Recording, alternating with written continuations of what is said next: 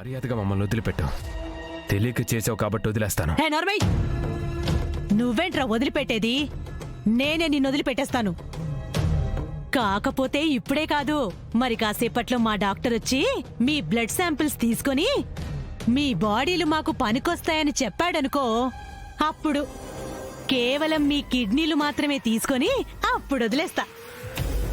ఒకవేళ blood samples match కాలేదనుకో, direct గా మీ ప్రాణాలు తీసుకొని వదిలేస్తాను.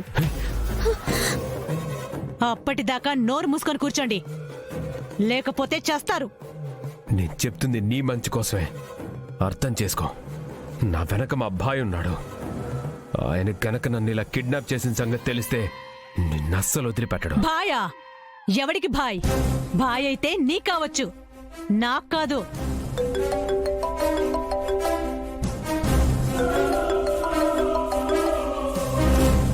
నమస్తే భాయ్.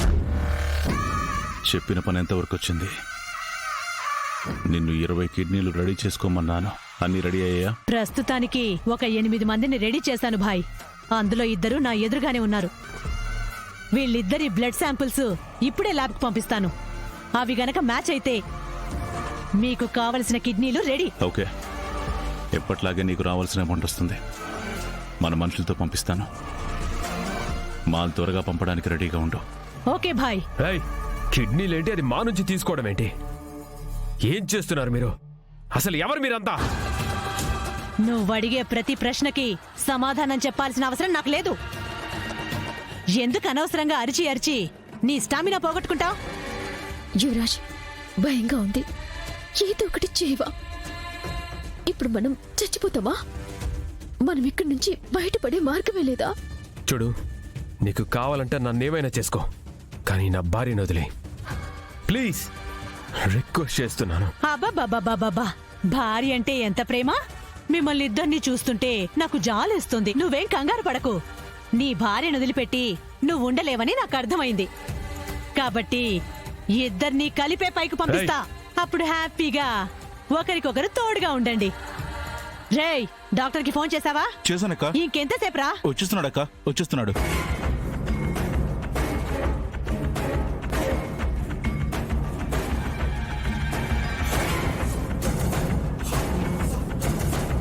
చూస్తావేంటి కానీ? ప్లీజ్ యువరాజ్ వదిలేసేయండి. కావాలంటే నా బ్లడ్ శాంపిల్స్ తీసుకోండి. మీ కాళ్ళు పట్టుకుంటాను ప్లీజ్.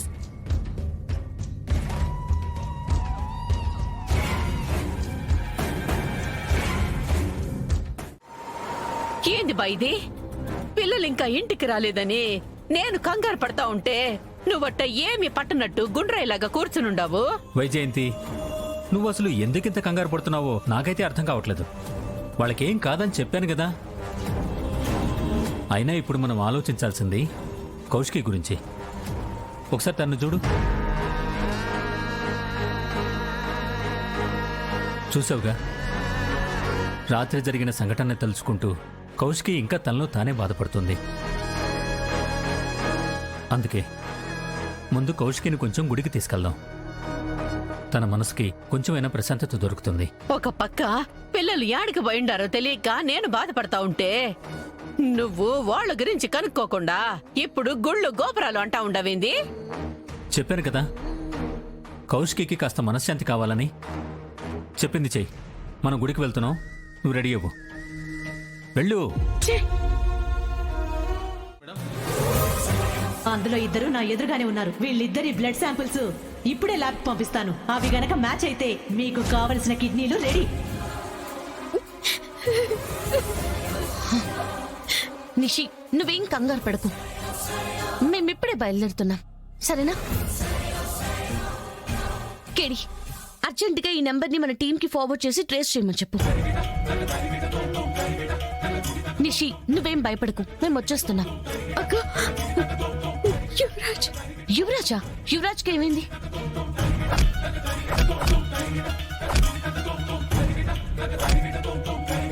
స్పృహ తప్పి పడిపోయినాడు.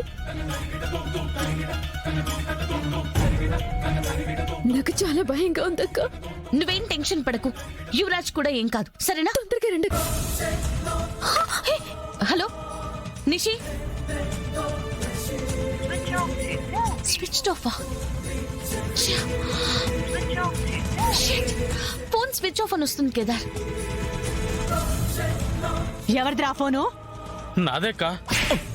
బుద్ధి లేదారా నీకు? అసలే చచ్చినోటు చేసిన పనికి మనం చచ్చేలా ఉన్నామనుకుంటే ఇది మళ్ళీ ఒక లంపటం తెచ్చిపెట్టింది. ఏయ్, ఫోన్ ఎవరికి చేసావు? నేను చెప్పను.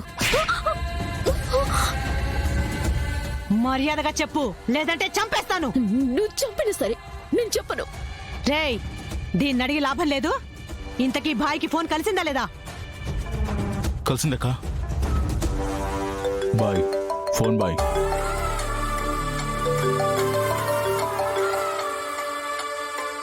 ఏంటి మంగమ్మ, పని అయిపోయిందా? క్షమించు భాయ్, పొరపాటు జరిగిపోయింది. ఏం చేశారు? బ్లడ్ శాంపిల్స్ మ్యాచ్ అయ్యాయి. ఇంకా కాసేపట్లో వీళ్ళిద్దరి కిడ్నీలు తీసి మీకు పార్సల్ చేద్దామనుకునే టైంకి వీడు మా అందరి మీద తిరగబడి ఆఖరికి మా చేతిలోనే చచ్చాడు. ఇదేమో ఎవరికో ఫోన్ చేసి ఇక్కడ జరిగింది మొత్తం చెప్పేసింది. ఎవరికి చేశావే అని అడుగుతుంటే ఏమీ చెప్పట్లేదు. సిగ్గులేది మాట చెప్పడానికి? ఆఫ్టర్ ఒక ఇద్దరిని కంట్రోల్ చేయలేకపోయావు. నీకెందుకు ఈ మాఫియా డీల్స్? వెళ్ళి మంత్రసాని పనులు చేసుకో, అదే కరెక్ట్ నీకు. ఈసారికి క్షమించు బాయ్. ఏంటి క్షమించేది? నువ్వేమన్నా చిన్న పొరపాటు చేసావా? మర్డర్ చేసి సైలెంట్ గా పార్ట్స్ పంపించమంటే మొత్తం పెంట పెంట చేశావు. ఇప్పుడు వాడేమో చచ్చాడు.